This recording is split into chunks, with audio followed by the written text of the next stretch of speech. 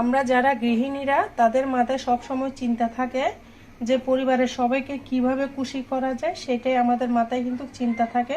কিন্তু অনেক সময় মাসের শেষে দেখা যায় বাসার মধ্যে অল্প একটু মাছ মাংস থাকে, সেটা দিয়ে কিভাবে সবাইকে দুবেলা খাওয়ানো যায় সেই পদ্ধতি আপনাদের সাথে শেয়ার করব, সহজ উপায়। কারণ পুরুষ মানুষরা অনেক সময় অফিসে চলে যায়, সারাদিনের জন্য চলে যায়, তার জন্য দুই বেলা আমরা কিভাবে ম্যানেজ করব সেটা আপনাদের সাথে শেয়ার করব। বিসমিল্লাহির রহমানির রহিম। আসসালামু আলাইকুম। কেমন আছেন বন্ধুরা? আশা করি যে যেখানে আছেন সবাই অনেক অনেক ভালো আছেন। আলহামদুলিল্লাহ, আমিও আমার পরিবার নিয়ে অনেক অনেক ভালো আছি। আজকে আরেকটা নতুন রেসিপি নিয়ে চলে আসলাম, আশা করি ভালো লাগবে। রেসিপিটা দেখে বুঝে গিয়েছেন। আমার বাসায় অল্প একটু মাংস ছিল, বেশি না, 4-5 পিস মাংস ছিল, হাড় মিলাই। এগুলো দিয়ে কিভাবে আমার দুই বেলা সামলাতে হবে সেইটাই আপনাদের মাঝে শেয়ার করলাম। কারণ সকালবেলা রান্না করলে তো বিকালবেলা রাঁধতে ইচ্ছে করে না, আর বাসায় তেমন কিছু নাই রান্না করার মতো, সেইটাই আপনাদের সাথে শেয়ার করলাম। এখানে আমি মাংসগুলো নিয়ে নিয়েছি, তারপর নিয়ে নিয়েছি কিছু কাঁকরোল ছিল, দেখে বুঝতে পারতেছেন অনেক দিনের কাঁকরোল।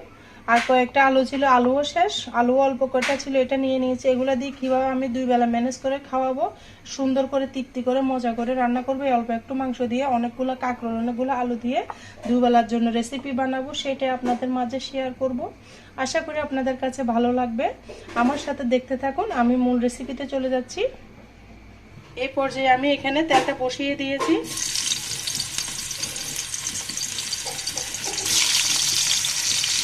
খুব মজা করে রান্না করব, বা মাসের শেষে কিন্তু বাসায় তেমন কিছু থাকে না।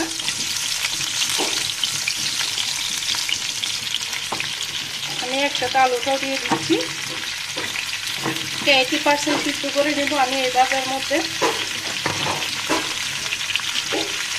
দিয়ে ভালো মতো নেড়ে চেড়ে দেবো। আমার বাচ্চা খেলতেছে, মাঝে মধ্যে একটা আওয়াজ আসতেছে বলুন। আমার ছোটো বাচ্চা, 2 বছরের বাচ্চা, সবাই ক্ষমার দৃষ্টিতে দেখবেন।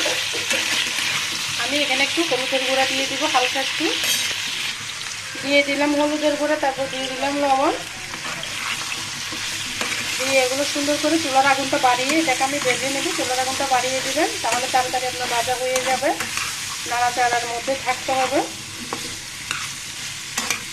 আমি অফ ক্যামেরায় চুলা ভেজে নিচ্ছি। দেখুন বন্ধুরা, আমার কাঁকরোলগুলো কিন্তু ভাজা হয়ে গিয়েছে, দেখেই বুঝতে পারতেছেন। খুব সুন্দর করে রান্না করব, এই সবজিটি কিন্তু আমার দুই বেলা হয়ে যাবে। কারণ যখন বাসায় থাকবে, কিছু থাকবে না, তখন শুধু অল্প অল্প করে খেতে হবে। আর একটু ডাল রান্না করলে আপনার তৃপ্তি করে কিন্তু 2-4 জনের খাবার দুই বেলা হয়ে যাবে এই সবজি দিয়ে। আমার কাঁকরোলগুলো আর আলুগুলো ভাজা হয়ে গেছে, দেখি বুঝতে পারতেছেন কালারটা চেঞ্জ হয়ে গেছে। আলুটা হালকা সিদ্ধ হয়েছে, প্রায় 80% মতো আমি সিদ্ধ করে নিয়েছি। এরপর আমি উঠিয়ে নিব। এভাবে আপনারা ট্রাই করবেন, যে কোনো সবজি দিয়ে আপনারা এই রেসিপিটা বানিয়ে নিতে পারবেন, খুব মজা হয়। আমি মাঝে মধ্যে এরকম করি।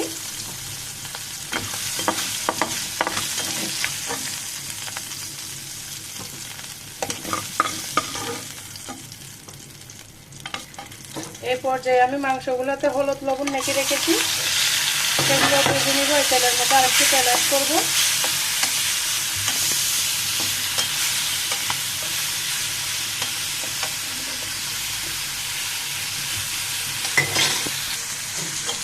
দেখুন বন্ধুরা, আরেকটু তেল দিয়ে দিয়েছি আমি। মাংসগুলো একটু লাল লাল করে ভেজে নিব।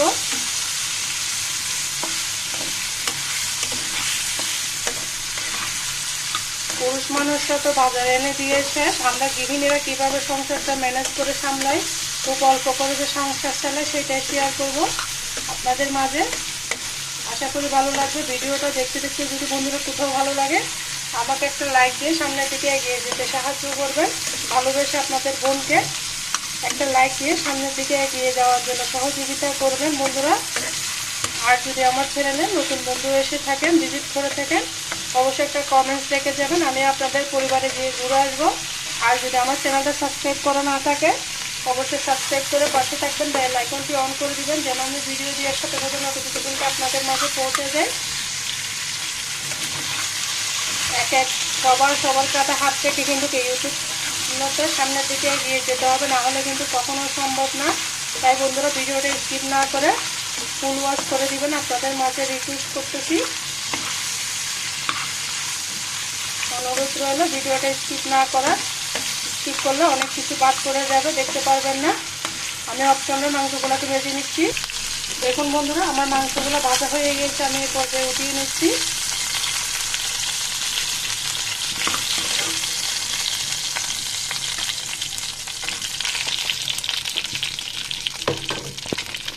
এবারে তেলের মধ্যে দিয়ে দিচ্ছি আদা রসুন পেঁয়াজ। আমি একটু করে নিয়েছি, আপনারা তাহলে ব্লেন্ডার করে নিতে পারেন।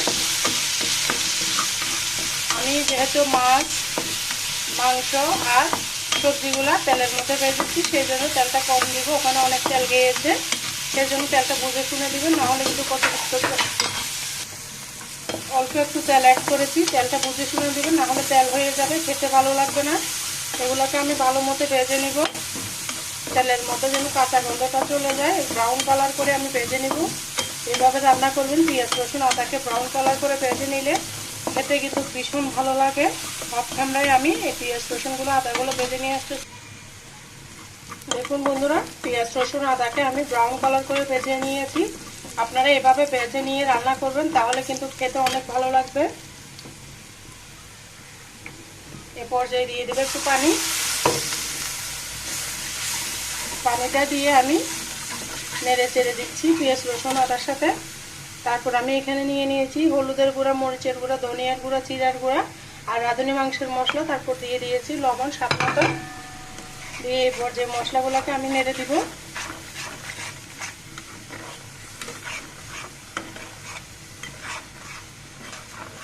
কষিয়ে আনতেছি বন্ধুরা অফ ক্যামেরায়। এরপর যে আমার মশলাগুলো কষানো হয়ে গিয়েছে, তেলটা ছেড়ে দিয়েছে, দেখে বুঝতে পারতেছেন। আর দিয়ে দিলাম কয়েকটা কাঁচামরিচ, মাঝখান থেকে ভেঙে দিয়েছি, আমি বটি দিয়ে কাটি নাই। মশলাটা আমার ভালো মতো কষানো হয়ে গেছে। অবশ্যই রান্নার সময় মশলাটা পারফেক্টভাবে কষিয়ে নেবেন, তাহলে একটা সবজি রান্না করবেন, সেটা যদি মজা না হয় তাহলে কিন্তু ভাত খাওয়া যাবে না। সেই জন্য কীভাবে তৃপ্তি করে মজা করে ভাত খেতে পারবেন অল্প একটু সবজি দিয়ে, সেটা আপনাদের সাথে শেয়ার করতেছি, ভালো লাগবে। দিয়ে দিলাম সবজিগুলো।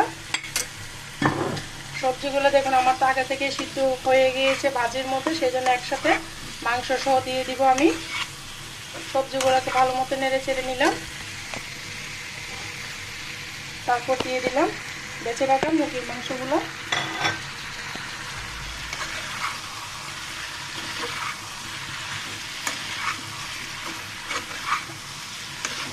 সবগুলো মশলার সাথে দিয়ে দিলাম। এখানে দিয়ে দিব অল্প একটু পানি, যেহেতু আমার সবজিটা ভাজা হয়েছে তেমন পানি ছাড়বে না, সেই জন্য হাফ কাপ মতো পানি দিব। চুলার আগুনটা মিডিয়াম করে রেখেছি, অবশ্যই চুলার আগুনটা কমিয়ে রাখবেন। সবজিটা অবশ্যই কষিয়ে রাখতে হবে, না হলে কিন্তু খেতে ভালো লাগবে না।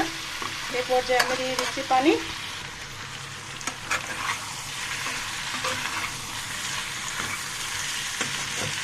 দিয়ে দিলাম অল্প একটু পানি, হাফ কাপ মতো পানি দিয়েছি। পরে ঝোলের জন্য পানি দিব। আমি এটা কষিয়ে নিচ্ছি, নিয়ে ঢাকনা দিয়ে ঢেকে দিব। ফিরে আসতেছি কষানোর পরে বন্ধুরা 5 মিনিট পর। বন্ধুরা ফিরে এলাম 5 মিনিট পরে। দিয়ে দিলাম কয়েকটা 3টা তেজপাতা ফালি করে। আপনারা চাইলে অন্যান্য গরম মশলা অ্যাড করতে পারেন, আমি দিই না। আমার বাচ্চারা ভাতের মধ্যে বললে চিলাচিলি করে, সেই জন্য আমি দিই না। এই 5 মিনিটে আমি চুলা টুলা সব মুছে নিয়ে চলে আসছি, কারণ আজকে রান্নাবান্না সীমিত, সেই জন্য তাড়াতাড়ি করে সব মুছে নিয়ে আমি চুলার মধ্যে তরকারি বসিয়ে দিয়ে চুলা টুলা সব মুছে বেসিন টেসিন পরিষ্কার করে তারপরে যে রান্নাঘর থেকে সরে যায় বন্ধুরা। দেখুন খুব সুন্দর একটা কালার এসেছে, মাশাআল্লাহ, আলহামদুলিল্লাহ। আমার আলুটাও সিদ্ধ হয়ে গিয়েছে। এখানে আমি এবার পর্যায়ে দিয়ে দিব ঝোলের জন্য পানি।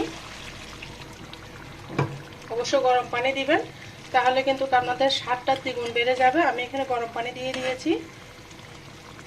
আমার কাঁকরোলটা সিদ্ধ হয়ে গিয়েছে, আমি আর একটু পানি দিব। এর মধ্যে ঝোলটা মাখা মাখা হয়ে যাবে। আপনার 2 পিস কাঁকরোল দিয়েও কিন্তু আপনার 1 প্লেট ভাত তৃপ্তি করে খাওয়া হয়ে যাবে। এই পর্যায়ে আমি আসতেছি হওয়ার পরে বন্ধুরা হওয়ার পরে ফিরে এলাম। আমি চুলা বন্ধ করে দিয়েছি। আমার রেসিপিটা সম্পূর্ণ হয়ে গিয়েছে, খুব সুন্দর একটা কালার এসেছে। লবণ দেখেছি, মাশাআল্লাহ, আলহামদুলিল্লাহ, খেতে অনেক মজা হয়েছে। আমি আপনাদেরকে পরিবেশন করে দেখিয়ে দিচ্ছি খুব সুন্দর করে আমি রান্নাটা করেছি। দেখুন বন্ধুরা কেমন হয়েছে আমার শর্টকাটে 2 বেলার জন্য সবজিটা আমি রান্না করে নিয়েছি। একটু ঝোল ঝোল করে রেখেছি, দেখে বুঝতে পারতেছেন।